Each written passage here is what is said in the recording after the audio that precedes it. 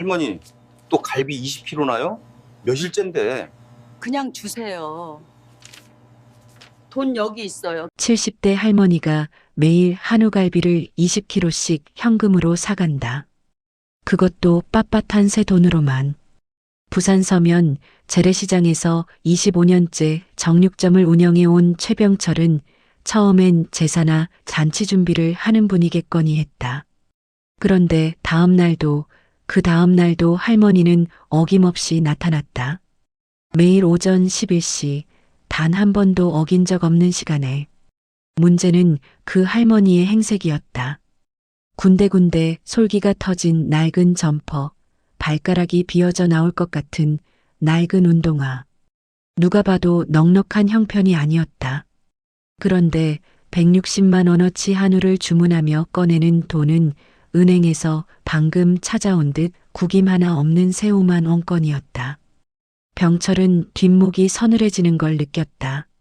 저 할머니 대체 뭐 하시는 분이지? 사연 시작하기 전에 구독과 좋아요 부탁드립니다. 여러분의 하루에 작은 감동이 되어드리겠습니다. 처음 할머니가 가게 문을 연 건 2023년 9월 초였다. 병철은 마침 냉장 진열대 유리를 닫고 있었는데 문이 열리는 소리에 고개를 들었다가 잠깐 멈칫했다. 손님이라고 하기엔 너무 초라한 차림이었다. 시장 구경만 하다 그냥 가는 어르신들이 가끔 있었는데 딱 그런 분처럼 보였다. 어서 오세요.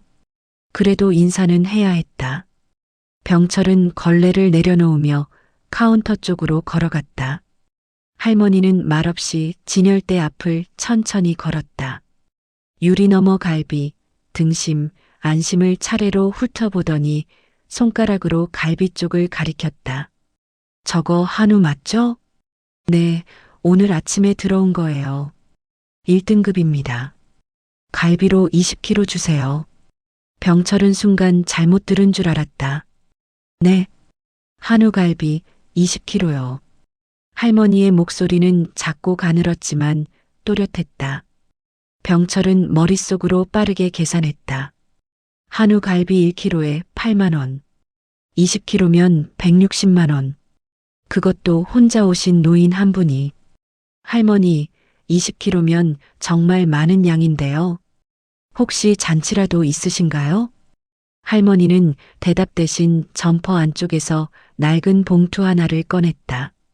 봉투는 여러 번 접었다 편 흔적이 역력했는데 그 안에서 나온 건 단정하게 묶인 새 5만 원권 다발이었다. 한 장씩 세기 시작하는 할머니의 손은 가늘게 떨렸다. 그러나 돈을 세는 동작은 정확했다. 32장, 딱 160만 원이었다. 병철은 돈을 받아들고 잠시 멍하니 서 있었다. 30분쯤 걸려도 괜찮으세요? 기다릴게요. 할머니는 가게 한쪽 구석의 낡은 플라스틱 의자에 조용히 앉았다. 그리고는 그게 전부였다. 휴대폰을 보는 것도 아니고 창밖을 내다보는 것도 아니고 그냥 두 손을 무릎 위에 올려놓은 채 정면을 바라봤다. 고기를 손질하면서도 병철은 자꾸 할머니 쪽을 흘깃거렸다. 뭔가 이상했다. 저 낡은 운동화, 저 해진 점퍼. 그런데 160만 원짜리 한우를 아무렇지 않게 주문한다. 포장이 끝나자 할머니는 천천히 일어났다. 내일도 올게요. 같은 걸로 준비해 주세요. 네. 매일 올 테니까 잘 부탁해요. 그 말을 남기고 할머니는 가게 앞에 묶어둔 녹슨 리어카 손잡이를 잡았다.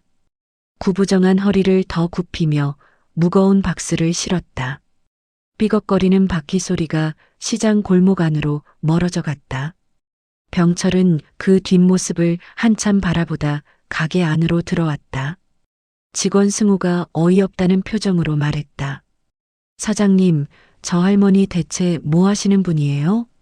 160만 원을 그냥 내시네요. 나도 모르겠어. 다음 날 오전 11시 할머니는 정말로 나타났다.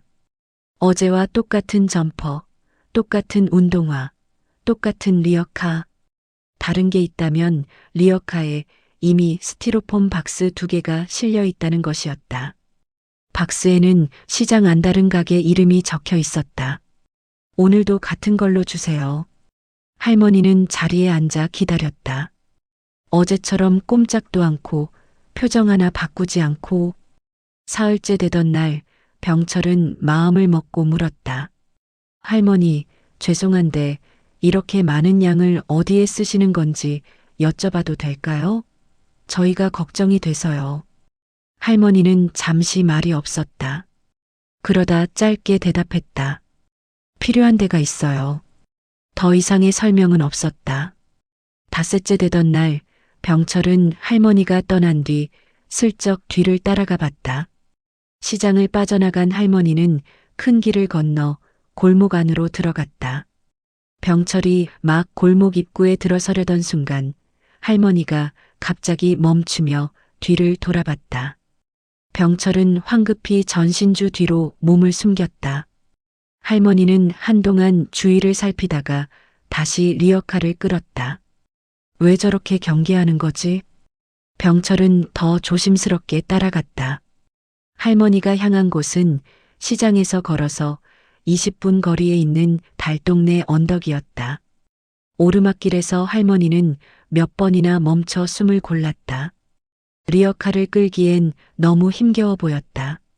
마침내 할머니가 멈춘 곳은 낡은 판잣집 앞이었다. 함석 지붕에 나무 판자로 막은 벽. 틈새로 안이 들여다 보일 것 같은 허름한 집이었다. 그런데 그 집 마당에 어울리지 않는 물건이 있었다. 업소용 대형 냉장고 2대였다. 집값보다 냉장고 값이 더 나갈 것 같았다. 할머니는 리어카에서 박스를 하나씩 내려 냉장고 안에 차곡차곡 넣었다. 그리고 냉장고 문을 닫고 집 안으로 들어갔다. 병철은 담장 너머로 고개를 뺐다.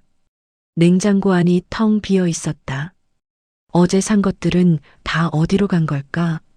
가게로 돌아온 병철은 승호에게 본 것을 이야기했다. 판잣집에 업소용 냉장고요? 그것도 새 것처럼요? 그래. 근데 더 이상한 건 냉장고가 비어 있었다는 거야. 매일 산 게 그날 다 없어진다는 거잖아. 그럼 누군가한테 넘기는 건가요? 혹시 불법으로 유통하는 건 아닐까요? 승호의 말에 병철도 부정하기 어려웠다. 새 돈만 쓰는 것, 매일 정확한 시간에 오는 것, 누군가 따라오는지 경계하는 것, 모든 게 수상했다. 그날 오후 병철은 시장 안을 돌며 상인들에게 물어봤다. 놀랍게도 여러 곳에서 그 할머니를 알고 있었다.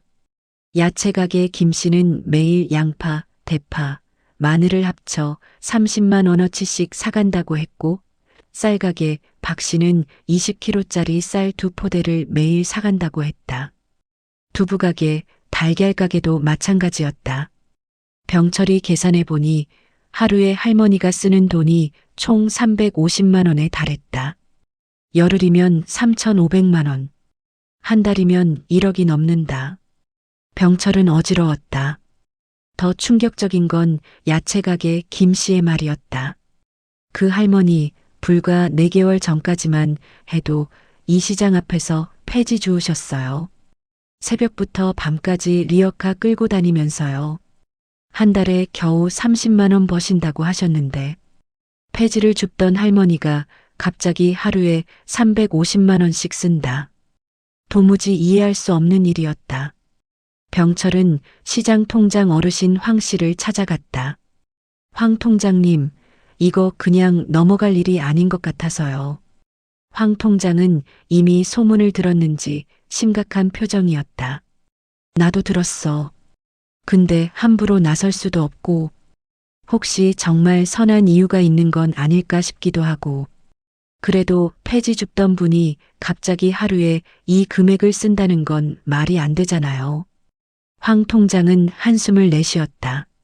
좀 더 알아보자. 섣불리 움직였다가 할머니한테 피해가면 안 되니까.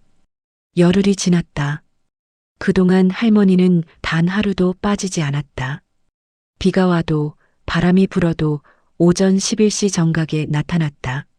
날이 갈수록 할머니의 얼굴은 더 수척해졌고 걸음걸이도 느려졌다. 리어카를 끄는 손에는 어느 날부터 반창고가 여러 개 붙어 있었다. 그러던 어느 날 병철은 아침 신문을 보다 멈칫했다. 고령자 대상 보이스피싱 급증, 자녀 잃은 노인 집중 표적. 기사를 읽는 손이 떨렸다. 특히 자녀를 잃은 노인들을 노려 죽은 자녀의 빚이나 유품 정리 명목으로 돈을 뜯어내는 수법이 기승을 부린다는 내용이 눈에 걸렸다. 할머니도 혹시... 그날 병철은 동네 구멍가게 주인 노씨 할아버지를 찾아갔다. 달동네에서 오래 산 분이라 할머니를 알 것 같았다. 아, 복순이 할머니. 알지 알고 말고. 노씨 할아버지는 혀를 찼다. 불쌍한 분이야. 3년 전에 아들을 잃었어.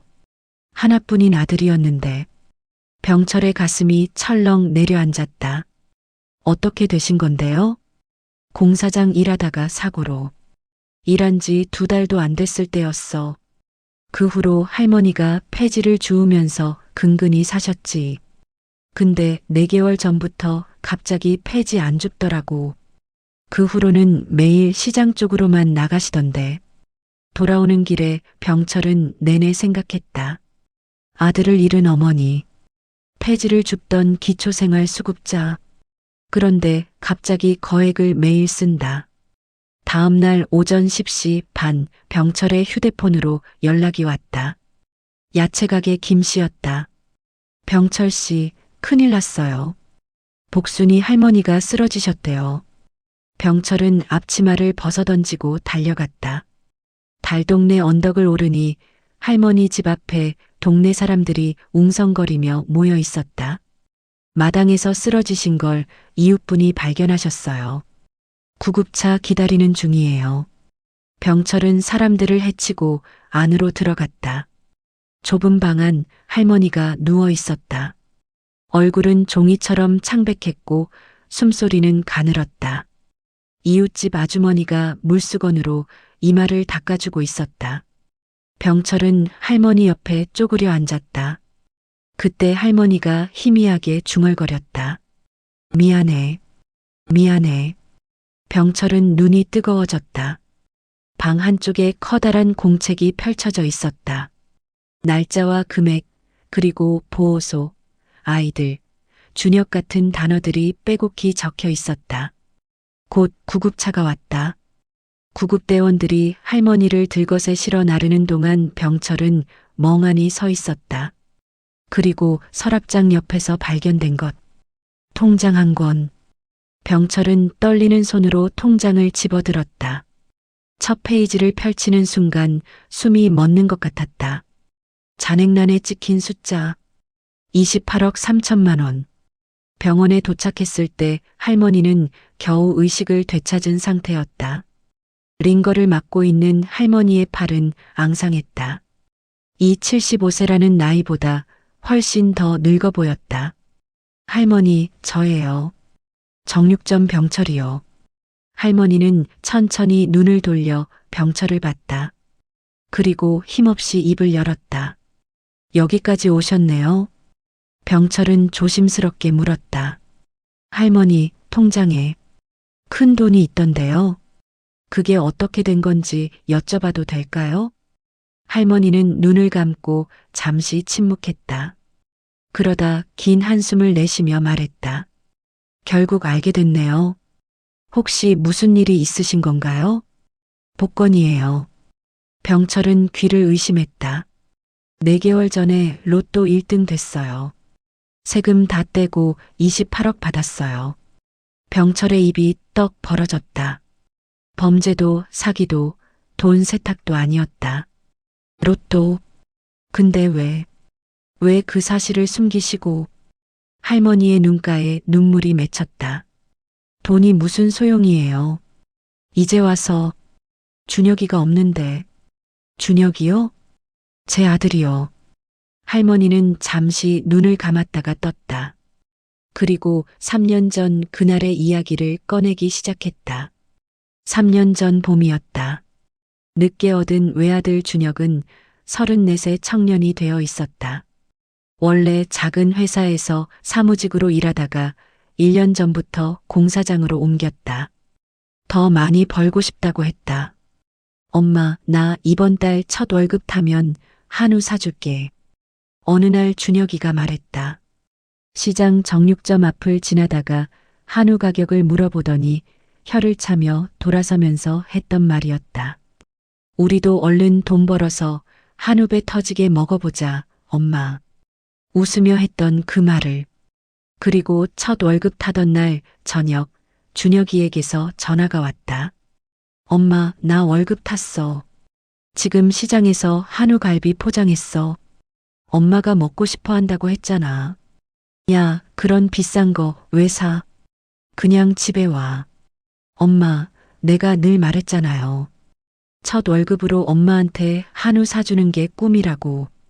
전화 너머로 들리는 아들의 목소리는 마치 어린아이처럼 들떠 있었다. 그날 준혁이는 고기 봉투를 양손에 들고 횡단보도 앞에 섰다. 초록불이 켜지자 씩씩하게 발을 내디뎠다. 집에서 기다리는 엄마 생각에 발걸음이 가벼웠다. 그때였다. 굉음과 함께 검은 승용차가 돌진해 왔다. 음주운전자가 신호를 무시하고 달려온 것이었다. 병원에 갔을 때 준혁이가 아직 의식이 있었어요. 할머니가 다시 말을 이었다. 제 손을 꼭 잡고 엄마 한우 사왔어요. 드시려고 했는데 그러고는 눈을 감았어요. 병철은 고개를 돌려 눈물을 훔쳤다. 구급차에 실릴 때까지 준혁이가 그 고기 봉투를 손에서 놓지 않으려고 했어요. 첫 월급으로 산 거라고 엄마 드려야 한다고. 할머니는 가슴을 쳤다. 그 후로 저는 하루도 제정신으로 살 수 없었어요. 매일 밤 준혁이가 꿈에 나와요. 엄마, 저도 한우 먹고 싶었어요. 엄마랑 같이 먹고 싶었어요. 병실 안이 조용해졌다. 그러다 4개월 전에 준혁이 생년월일로 번호 찍어서 복권을 샀어요. 그냥 무작정. 그게 1등이 됐다고 하더라고요. 할머니는 쓴웃음을 지었다. 28억이라는 돈이 생겼는데 줄 사람이 없어요. 이게 무슨 운명의 장난인지. 병철은 목이 메어 말이 나오지 않았다. 의사 선생님이 그러시더라고요. 대장암 말기래요. 길어야 1년이라고. 모두가 숨을 멈췄다. 오히려 다행이다 싶었어요. 곧 준혁이 곁에 갈 수 있으니까. 근데 그 전에 할 일이 있더라고요. 할머니의 눈빛이 달라졌다. 준혁이가 그렇게나 먹고 싶어 했던 한우를 결국 못 먹고 간 걸. 다른 사람들한테라도 먹여주고 가야겠다 싶었어요. 병철은 가슴이 뜨거워지는 걸 느꼈다. 매일 노숙자 보호소랑 독거노인 분들한테 보내고 있어요. 오후 4시에 보호소에서 직접 와서 가져가거든요. 그 업소용 냉장고도 보호소에서 설치해 준 거예요. 모든 퍼즐이 맞춰지는 순간이었다. 병원을 나온 병철은 한동안 말을 잇지 못했다. 복도 창밖으로 햇살이 쏟아지고 있었다. 평소와 다를 것 없는 햇살인데 왜인지 다르게 보였다. 오후에 시장 회의실에 상인들이 모였다. 병철이 병원에서 들은 이야기를 처음부터 끝까지 전했다. 로또 1등이요? 김씨 아주머니가 놀라서 되물었다. 네. 근데 아드님이 안 계셔서 쓸 사람이 없다고 하셨어요. 병철은 준혁이의 이야기를 이어갔다. 공사장에서 첫 월급을 타서 한우를 사오다 세상을 떠난 아들. 암말기 선고를 받고도 남은 시간 동안 아들의 뜻을 이어가고 있는 어머니. 회의실이 조용해졌다. 몇몇 상인들은 손수건을 꺼내 눈물을 닦았다. 한참 후 황 통장이 입을 열었다. 우리가 못할 짓을 했구나. 그런 사정인 줄도 모르고. 그때 막내 직원 승우가 손을 들었다. 저 제안이 있는데요. 저희가 할머니를 도와드리면 어떨까요? 혼자서는 너무 힘드실 것 같아요. 맞아요. 김씨 아주머니가 벌떡 일어났다. 우리가 오해한 것도 미안한데 이제라도 도와드려야죠. 이씨 아저씨도 고개를 끄덕였다. 나도 찬성이에요. 할머니 혼자 매일 그 무거운 리어카를 끄셨잖아요. 황 통장이 손을 들어 웅성거리는 소리를 자쳤다. 그럼 이렇게 하자. 각자 할 수 있는 만큼 돕는 거야. 강요는 없어. 마음에서 우러나오는 대로. 며칠 후 할머니가 태원의 시장에 다시 나타났을 때 상인들이 모두 나와 맞이했다. 할머니, 어서 오세요. 오늘은 제가 특별히 좋은 걸로 준비했어요. 병철이 앞장서며 말했다. 할머니는 갑작스러운 환영에 당황한 표정이었다. 이게 다 뭐예요? 병철이 조심스럽게 말했다. 할머니, 저희가 다 들었어요. 아드님 이야기도 할머니가 하시는 일도요. 할머니의 눈빛이 흔들렸다. 그래서 저희가 조금이라도 도와드리고 싶어요. 아니에요. 이건 제가 할 일이에요. 할머니가 고개를 저었다. 하지만 병철은 포기하지 않았다. 할머니 혼자만의 일이 아니에요. 이제 저희 모두의 일이 됐어요. 그날부터 시장이 달라졌다. 매일 오전 11시가 되면 상인들이 조금씩 준비한 것들이 할머니의 리어카에 실렸다. 병철은 한우갈비를 원가로 드렸고 야채가게 김씨는 채소를 절반 값에 내놓았다. 쌀가게 박씨는 쌀 한 포대를 그냥 드렸다. 두부, 달걀, 김치까지. 거창한 건 아무것도 없었다. 각자가 할 수 있는 만큼의 작은 나눔들이었다. 승우와 동네 청년들은 돌아가며 리어카를 밀어드렸다. 할머니, 제가 밀어드릴게요. 무거우시잖아요. 처음에 할머니는 고집스럽게 혼자 하려 했다. 하지만 청년들이 웃으며 손잡이를 잡자 결국 내주고 말았다. 한 주가 지났을 때 지역 신문에 기사가 났다. 아들의 못다 이룬 꿈을 이어가는 어머니 마이너스 자갈치 시장의 기적. 기사를 본 시민들이 시장을 찾아오기 시작했다. 어떤 이는 성금을 내놓았고 어떤 이는 자원봉사를 하겠다고 나섰다. 노숙자 보호소 소장이 직접 찾아와 감사 인사를 전했다. 할머니 덕분에 저희 보호소 분들이 매일 좋은 음식을 드시고 있어요. 특히 아이들이 정말 좋아해요. 한우라는 걸 처음 먹어본 아이들도 많거든요. 할머니의 눈가에 눈물이 맺혔다. 아이들이 좋아한다고요? 네. 어제는 한 아이가 이렇게 맛있는 게 있는 줄 몰랐어요. 라고 하더라고요. 할머니는 가슴을 쓸어내렸다. 마치 그 말을 준혁이가 한 것 같았다. 한 달이 지났을 때 시장 안에 특별한 냉장고가 생겼다. 상인들이 십시일반 돈을 모아 만든 공용 냉장고였다. 옆면에는 작은 글씨로 이렇게 적혀 있었다. 준혁이의 냉장고 마이너스 누구나 넣고 누구나 가져가세요. 개막식 날 할머니는 떨리는 목소리로 말했다. 준혁이가 살아있었다면 이 모습 보고 정말 기뻐했을 거예요. 감사합니다. 정말 감사합니다. 냉장고 안에는 매일 새로운 것들이 채워졌다. 누군가는 김치를, 누군가는 반찬을, 누군가는 과일을 넣었다. 필요한 사람은 언제든 가져갈 수 있었다. 어느 날 오전 한 중년 여성이 할머니를 찾아왔다. 손에는 작은 봉투를 들고 있었다. 복순이 할머니 맞으시죠? 네, 그런데요. 여성은 갑자기 할머니의 손을 잡고 울기 시작했다. 저 보호소에서 밥 먹는 이정옥이에요. 할머니 덕분에 제가 살았어요. 할머니가 놀라서 여성을 바라봤다. 남편이 사업 실패로 스스로 목숨을 끊고 저도 따라가려고 했어요. 그런데 보호소에서 먹은 할머니가 보내주신 한우갈비가 너무 맛있는 거예요. 보호소에서 이런 걸 먹을 수 있을 거라고는 생각도 못했거든요. 여성은 눈물을 닦으며 말을 이었다. 이렇게 맛있는 게 있는데 내가 왜 죽나 싶었어요. 그게 제 인생에서 전환점이 됐어요. 여성은 봉투를 할머니에게 건넸다. 이제 제가 일자리를 구했어요. 많지 않지만 이것도 보호소에 기부해 주세요. 할머니는 봉투를 받으며 여성을 꼭 안았다. 두 사람은 한참을 울었다. 지켜보던 상인들도 코끝이 찡해졌다. 시청에서 표창장을 수여하겠다고 연락이 왔다. 상인들이 선물한 단정한 한복을 입고 무대에 오른 할머니는 수상 소감을 말했다. 저는 그저 아들이 못다 이룬 꿈을 대신했을 뿐이에요.